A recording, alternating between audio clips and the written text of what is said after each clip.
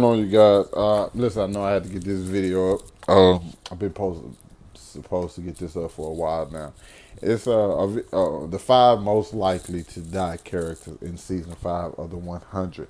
Now, this is not saying all these people are going to die. Just who I think has the highest probability or chance of dying in season 5.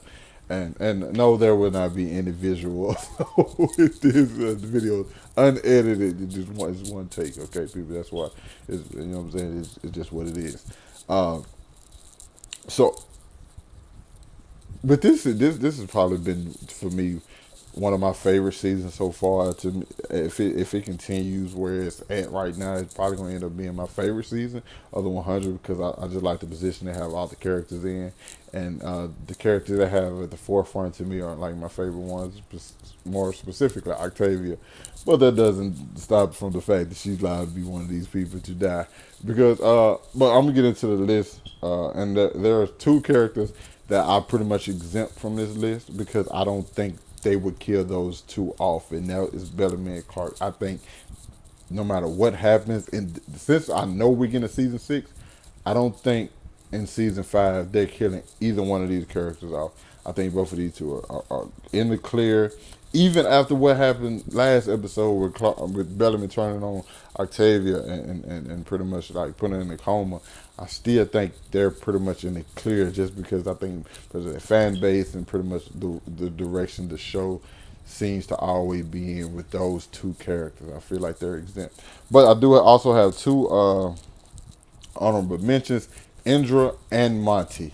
Indra because of how dominant would Octavia seem, how cold would she seem if she kills off Indra. I don't think anybody else would do it. I think it would be Indra would die by the hands of Octavian. And she'd be like, yo, there's no longer about friends or family, anything. This is just about like Octavia or rule. I mean, she can't have people cross her. And Indra has done things, and maybe she's going to try to defend somebody, and it's going to come to that point to where she kills off Indra. And Monty's reason is a lot different because Monty's the person who doesn't want to kill anymore. He doesn't want to fight.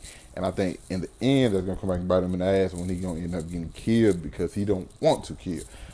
So it might not even be necessarily him in a war situation. It's just, I think that's kind of a position that he kind of put himself in by not wanting to be involved with what everybody else is. Now, let's get into the top 5 now.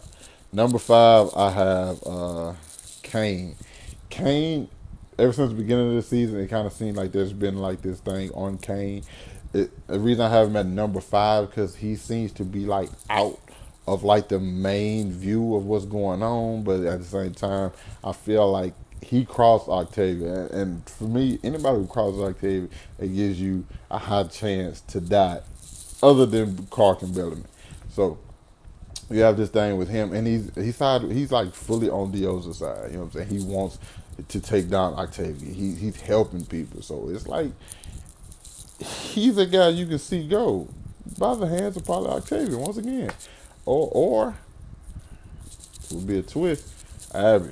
But let's get to number 4. Number 4 is Maddie.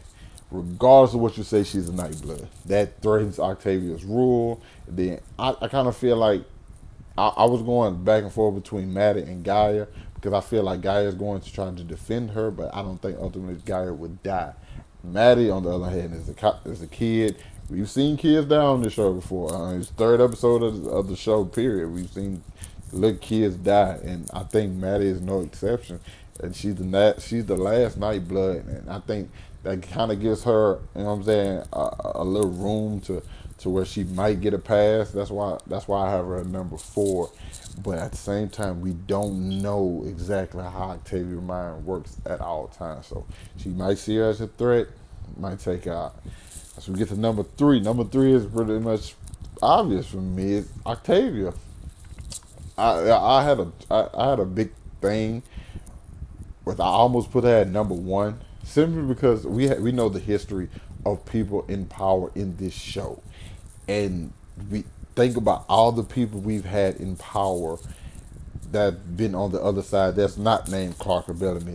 They're dead. You have Jaha, you have all the commanders, the people at Mount Weather, everyone. I mean, think about Pike. Like everybody who had a position of power and authority and like a dominant reign tends to get knocked out by somebody, and that's pretty much what everybody's trying to do. She has the biggest target on her head. Her target on Octavia is bigger than Dioza, so probably gonna catch that. You know what I'm saying? Catch the fade. You know, somebody gonna catch the lack, and you know what I'm saying. You kind of wonder like, do those people who are around her, do they want to defend her as much as others, you know what I'm saying, who might not have enjoyed the time in the bunker that she had her rule. So you never know.